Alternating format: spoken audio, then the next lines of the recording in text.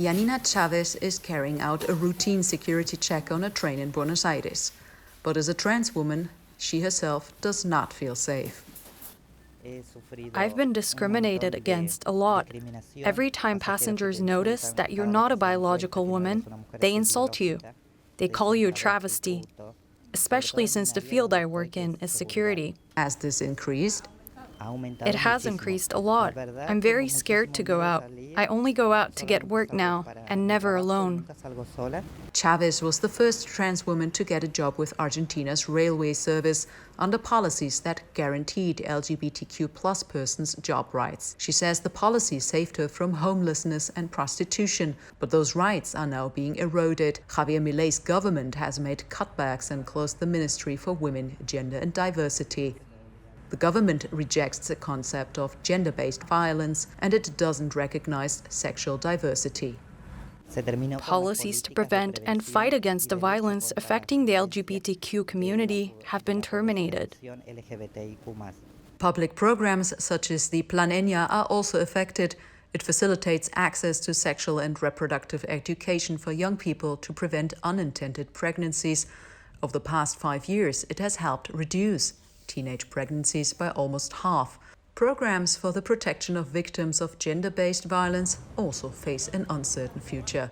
Here in Moron, in a woman's shelter, Eliana Suarez tells us how she had to leave her partner and start from scratch. She suffered physical and psychological violence. She was able to rebuild her life thanks to a program that provided her with legal, psychological and financial aid for her and her 2 daughters. It saved me, do you understand?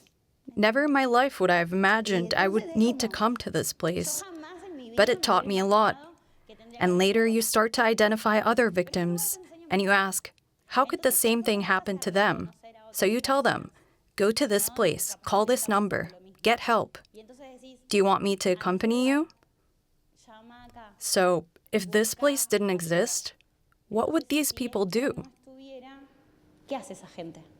It's the first time since the National Women's Council was created in 1992 that Argentina has been without institutions that specifically protect women's rights. Rights groups say 30 years of progress have been reversed. Monica Macha is a member of parliament and the president of the Women and Diversity Commission, one of the last bodies looking after women's rights.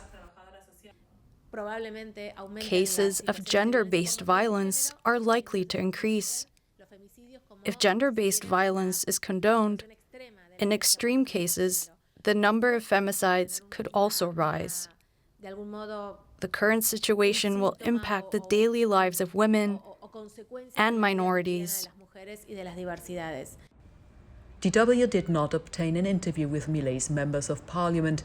However, a representative from his party told us that she does not believe in gender policies and that all citizens are equal under the law. Meanwhile, defenders of women's rights and diversity say they will continue their fight.